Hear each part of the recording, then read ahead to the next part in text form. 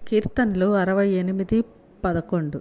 ప్రభువు మాట సెలవిచ్చుచున్నాడు, దానిని ప్రకటించే స్త్రీలు గొప్ప సైన్యముగా ఉన్నారు. మనం మగ్దలేన మరియ గురించి తెలుసుకుంటున్నాము. ఆమె ద్వారా మనం ఏం నేర్చుకోవాలో ఇప్పుడు చూసుకుందామండి. క్రైస్తవ స్త్రీలు చేసే ప్రకటన పనిని యెహోవా ఖచ్చితంగా ఆశీర్వదిస్తారు.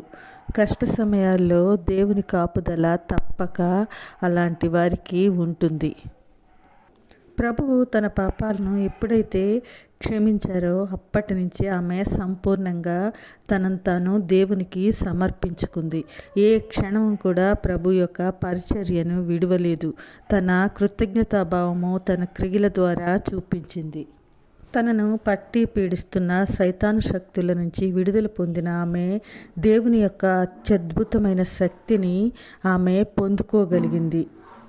అందుకే శిలువ మరణం వరకు ఆమె యేసును వెంబడించటము మానలేదు. చివరకు ఆయన్ను సమాధి చేసి అందరూ వెళ్ళిపోయినా సరే ఆమె మాత్రము ఆ సమాధి ముందే కూర్చుంది. ఇది మత్తయి 27:61 మనకి కనిపిస్తుంది. మగ్దలేనే మరియయు వేరొక మరియయు అక్కడనే సమాధికి ఎదురుగా కూర్చుండి ఉండిరి అని. ఆమె ప్రభు ద్వారా తను పొందుకున్న ఆ యొక్క క్షమాపణకు ఎంతో కృతజ్ఞత చూపించింది. ఎంత కృతజ్ఞత అంటే యేసయ్య ఆమెను చూసి సీమోనుతో, ఈమె తన కన్నీళ్లతో నా పాదములను తడిపి తన తల వెంట్రుకలతో తుడిచింది. నేను లోపలికి వచ్చినప్పటి నుంచి ఈమె నా పాదములు ముద్దు పెట్టుకొనుట మానలేదు. నా పాదములకు అత్తరు పూసింది అంటూ ఆమె చేసిన ప్రతి పనిని ఆయన ఎంతో ఇష్టపూర్వకంగా అభినందించారు. ఆమె పాపములు క్షమింపబడినవి అని ఆమెతో చెప్తారు. తన పాపాలను క్షమించిన ప్రభువుకు ఆమె ఎంత కృతజ్ఞత, ఎంత విధేయత చూపించిందో తనేంటో ఆమె తెలుసుకుంది. యేసయ్య గొప్పతనాన్ని గుర్తించింది. పాపం చేసిన స్త్రీగా తను అందరూ దూరం పెట్టినా ఆయన తన కరుణా వాత్సల్యాలతో తనను క్షమించారు. ఆయన యొక్క ప్రేమను, ఆదరణను ఆమె చవిచూసింది. కనుకనే యేసు యొక్క శిష్యుల్లో ఆమెను కూడా ఒకరిగా చెప్తున్నారు. అయితే మన విషయంలో ఆయన చేసిన వాటికి మనము ఎంత కృతజ్ఞత కలిగి ఉన్నామో, ఆమెకన్నా మనం ఎవరూ అంత గొప్పవాళ్ళం ఏమీ కాదు.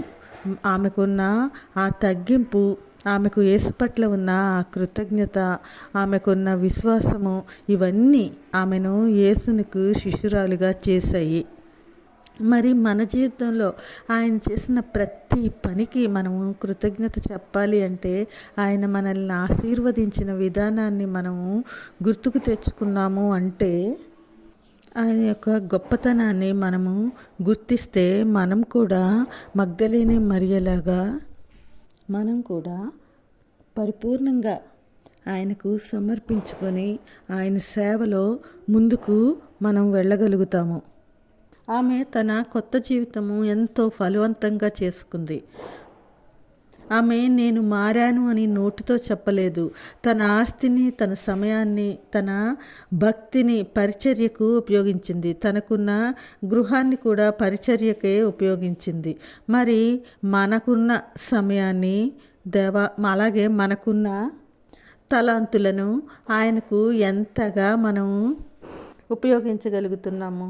ఆమె విశ్వాసం ఎంత గొప్పది అంటే ప్రభువు ఆమెను తన కోసం దుఃఖిస్తున్న ఆమెను ఓదార్చి తన పునరుద్ధానాన్ని మొట్టమొదటిగా ఆమెకే ప్రకటించుకున్నారు. అలాంటి ధన్యత ఆమెకు మాత్రమే దక్కింది. మనం కూడా మారిన మన జీవితాన్ని చివరి వరకు ఆయనకు వెంబడించేలా మన జీవితాన్ని మలుచుకోవాలి. ఆయనచే రక్షించబడిన మనము ఆయన్ను ఎంతగా అనుసరిస్తున్నాము అది మనల్ని మనము ఒక్కసారి పరిశీలన చేసుకోవాలి. ఆయన సువార్తలో మనము ఎంతగా పాలు పంపులు పొందుకుంటున్నాము, ఆయన శిలువ మరణ పునరుద్ధానాలను మనము ప్రకటించగలుగుతున్నామా, ఆయనకు సాక్షిగా ఉండగలుగుతున్నామా? మగ్దలైన మరియలాగా ప్రభువు మనల్ని కూడా పేరు పట్టే పిలిచే స్థితిలో ఉన్నామా? ఇప్పటి వరకు అలా లేకపోతే ఇక ముందైనా అలా ఉందాము. అలాంటి ధన్యత దేవుడు మనకు దయచేయునుగాక. ఆమెన్.